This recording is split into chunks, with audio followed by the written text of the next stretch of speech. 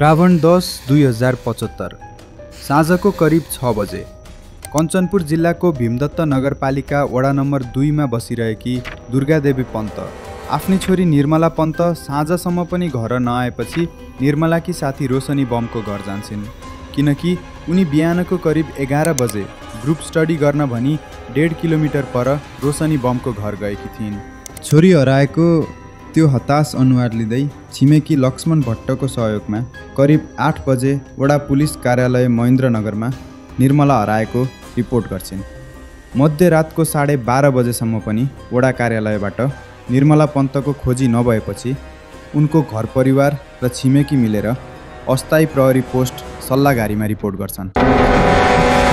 ड्युटीमा रहेका एसआई रामसिंह धामीले धेरै रात परिसकेको बहाना बनाउँदै खोजी कार्य गर्न मान्दैनन्, तर आमाको मनले भने संसारको हरेक ढोका ढकढक्याउने कसम खाइसकेको थियो। उनले पुलिसलाई रोशनी बमको घरमा खोजी गर्न अनुरोध गर्छिन्, तर एसआई रामसिंह धामीले मध्यरातमा रोशनी बमको घर महिला प्रहरी बिना खोज तलास गर्न अनुपयुक्त भएकोले हजुरहरू बिहान आउनु भन्छन्। तर रात भने लामो थियो। छोरी हराएको पीडामा रहेकी आमाको आँखाले निद्रालाई धोका दिन कहाँ सक्थ्यो र। एका बिहानै प्रहरी चौकी पुगेकी दुर्गादेवी पन्तले निर्मलाको साइकल पत्ता लागेको खबर सतुराम चौधरीबाट बिहानको करिब 8:30 बजे पाउँछिन्। सतुराम जो उनका छिमेकी थिए। साइकल भेटिएपछि निर्मलाकी आमा आफ्नो छोरी पनि भेट्ने आशमा बसेकी थिइन्, तर करिब 1 घण्टा पछाडि निर्मलाको छिमेकी दीपक नेगीले हतासिँदै फोन गरेर केही यस्तो कुरा भन्छन् जसले उनको हृदयमा यस्तो सन्नाटा रोप्नेवाला थियो जहाँ अब कहिले हाँसो पलाउन सक्दैन। फोन गरेर दीपकले रोशनी बमको घरबाट करिब 500 देखि 600 मिटर पर उखुबारीमा आउन भन्छन्। जब दुर्गादेवी पन्त त्यो उखुबारीमा पुग्छिन्, उनले त्यहाँ केही यस्तो दृश्य देख्छिन् जसले हामी सबैलाई सोच्न बाध्य बनाउँछ कि कोही मान्छे राक्षसभन्दा निर्दयी कसरी हुन सक्छ भनेर। निर्मलाको यो केसले नेपालको ठुलो इन्भेस्टिगेसन फेलियरलाई दर्शाउँछ, जसले गर्दा नेपालमा अहिले पनि घरबाट निस्केकी छोरी बेलुकासम्म घर फर्किन्छ कि फर्किन्न भन्ने दोधारमा बस्नुपर्छ।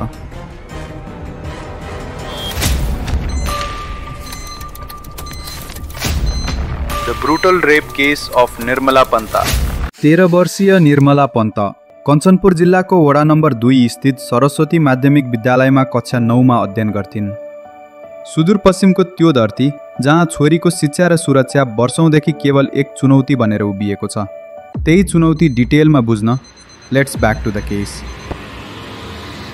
श्रावण 11, 2075 को त्यो दिनपछि भीमदत्त वडा 19 को त्यो उखुबारी अब एक खेत मात्र नभई मृत्युले हस्ताक्षर गरेको सम्झौता बन्न पुग्यो, जहाँ निर्मलाको चिच्याट अहिलेसम्म नि माटोमुनि गर्जिने गर्छ। निर्मला पन्त रोशनी बमको घरबाट ग्रुप स्टडी सकेर 2 बजे नै निस्केकी थिइन्, तर कसलाई थाहा थियो र आमाको अँगालोमा हुर्केकी निर्मला नियतिको खेलमा एउटा दानवको मुठ्ठीमा फस्न गइरहेकी थिइन् भनेर। निर्मलाको मृत शरीर कम्मरदेखि तल अर्धनग्न अवस्थामा फेला पर्यो। घाँटीमा डोरीले थिचिएको निशान र शरीरभरिका चोटपटकले केही यस्तो दर्शाउँछ जसले हामी सारा नेपालीलाई थरथर्ती काम्न बाध्य बनाउँछ। लास फेला परेको केही मिनेटमै प्रहरीलाई जानकारी गराइए तापनि प्रहरी घटनास्थलसम्म आइपुग्न भने कछुवाको गति देखाउँछ। प्रहरी आइपुग्दासम्म धेरै स्थानीय मानिसहरू भेला भइसकेका थिए, अनि रिसले रगत उम्लने कुरा चाहिँ के भने स्थानीयले तस्बिरहरू खिच्ने क्रममा सम्भावित रूपमा प्रमाणहरू छेडछाड भइसकेको थियो। प्रहरी चौकीदेखि घटनास्थलसम्मको नजिक दूरी हुँदा पनि प्रहरी घटनास्थलमा आइपुग्न 30 मिनटको ढिलाइ गर्छ। नेपालमा जहिले पनि अपराधको गति द्रुत, प्रहरीको घडी सुस्त भएकोले होला न्यायको प्रतिबिम्ब झल्किनुभन्दा पहिले नै लापरवाहीको स्वागत फूल र मालाले गरिसकेको हुन्छ। त्यहाँ उपस्थित स्थानीय प्रहरीको टोली, जसमा DSP Gyanbahadur Shetty, inspector Jagdish Bhatt, inspector Ekindra Khadka र कन्स्टेबल चन्दनी साउद थिए। तीमध्ये कन्स्टेबल चन्दनी साउदले क्राइम सिनमा प्रमाण नष्ट गर्दै गरेको भिडियो सामाजिक सञ्जालभरि बाहिर आउँछ।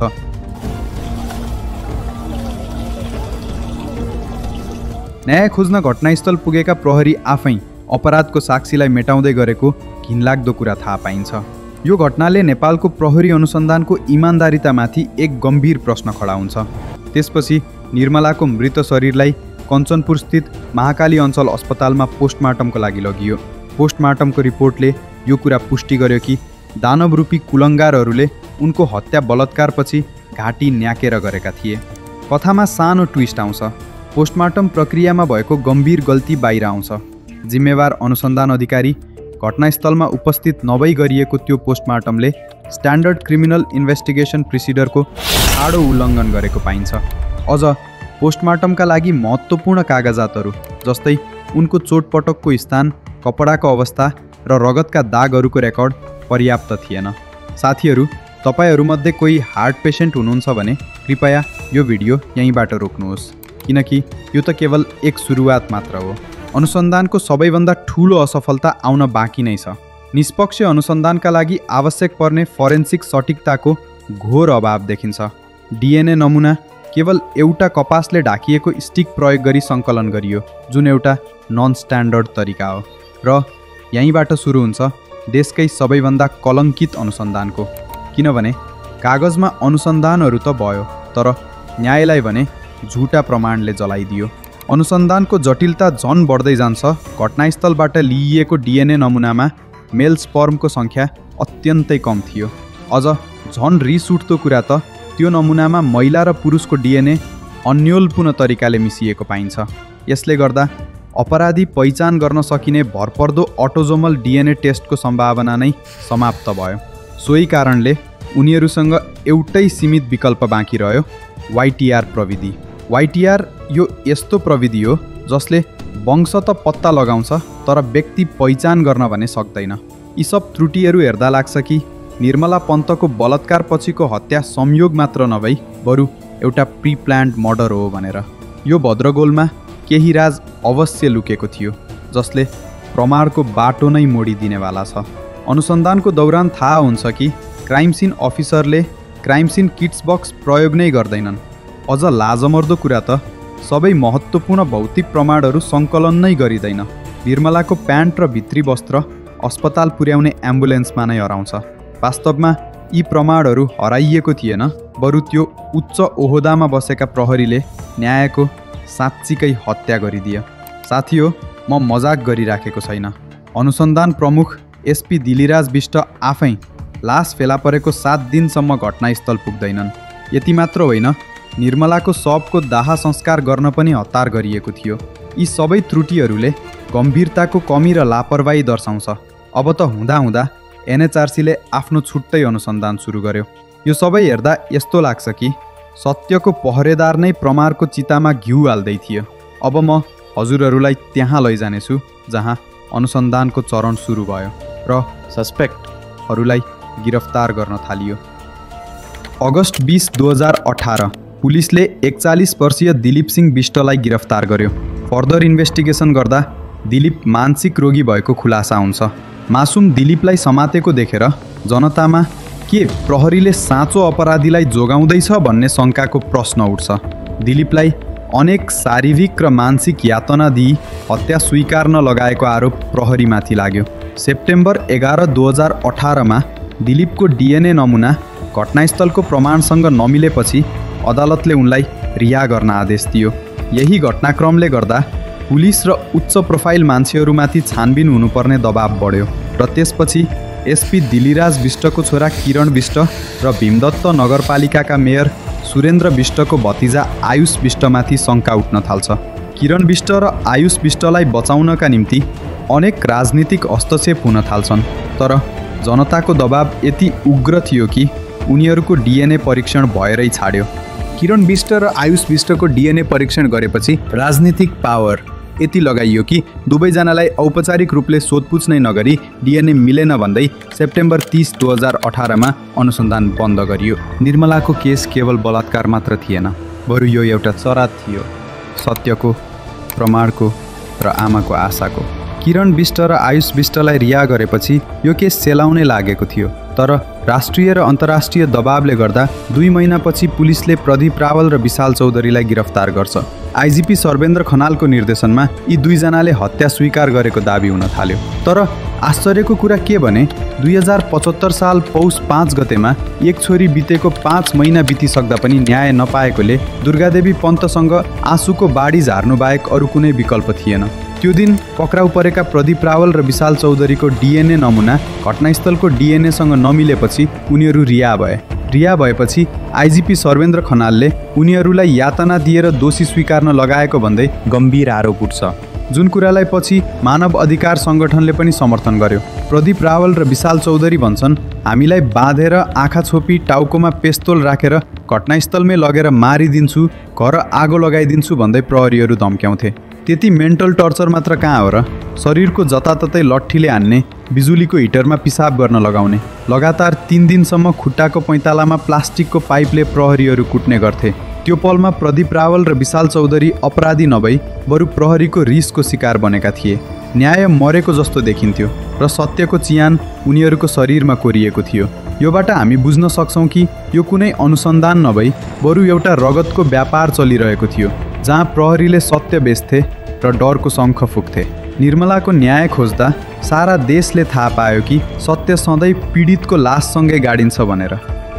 एसआई राजेश गिरी र कन्स्टेबल सुन्दर नेपालीको यातना र अनुसन्धानमा भएको लज्जास्पद ढिलासुस्तीपछि एआइजी धीरू बस्नेतको नेतृत्वमा एउटा छानबिन समिति गठन हुन्छ।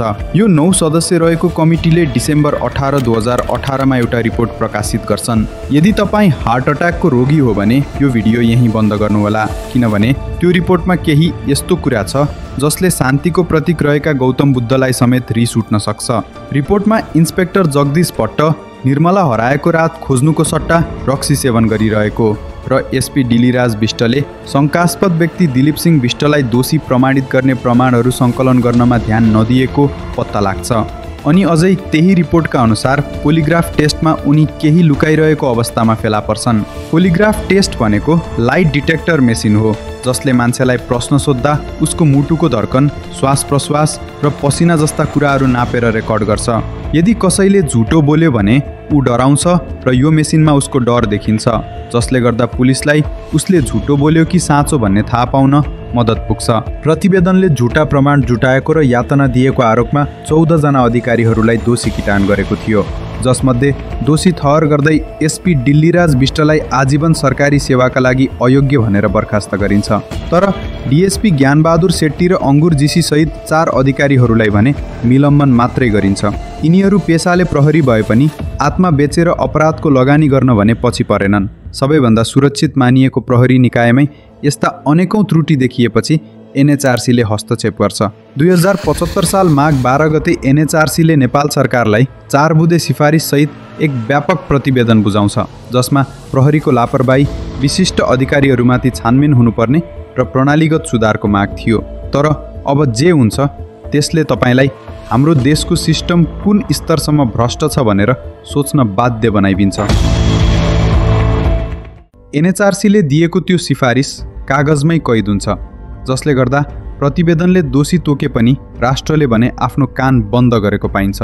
2082 साल कार्तिकसम्म पनि त्यो सिफारिस कार्यान्वयन भएको छैन, बरु दोषीलाई सम्मान गर्छ। यहाँ सत्य जलाइयो, प्रमाण पोतियो अनि तपाईँ हामीलाई खामोस राखियो। त्यसपछि न्याय पाउने आशामा बसेको त्यो पन्त परिवार र सम्पूर्ण नेपाली जनताहरूबीच एकमाथि एक पीडाका घेराहरू थपिँदै गए। साथीहरू, आफ्नो मनलाई शान्त राख्नुहोस्, किनकि अब जे तपाईँ सुन्नुहुन्छ त्यसले तपाईँको निर्दोष मनलाई छिया पारेर टुक्राउनेछ। अनुसन्धानको दौरान सीसीटीभी फुटेज चेक गर्न खोज्दा कुल 17वटा सीसीटीभी क्यामेरा फुटेको र बिग्रेको पाइयो। अनुसन्धानमा कतिसम्मको लापरवाही! सीआईबीका अधिकारी अङ्गुर जीसीले शव फेला परेको 22 दिनपछि पनि घटनास्थलमा सेतो र कालो सर्टको खल्ती फेला पारेका थिए। यो सबले गर्दा गलत प्रमाणहरू पुष्टि गर्न खोजिएको आशंका दिनानुदिन बढ्दै जान्छ। यी कुराबाट वाक्क दिक्क भएर निर्मलाको आमा दुर्गादेवी पन्तले निर्णायक कदम चल्छिन्। 2075 साल पौष 3 गते उनले प्रमाण नष्ट गर्ने र न्यायमा अवरोध गरेको भन्दै 8 जना प्रहरी अधिकारी विरुद्ध छुट्टै उजुरी दिइन्। तर के गर्नु, नेपालको कानुन दैवले जानुन्।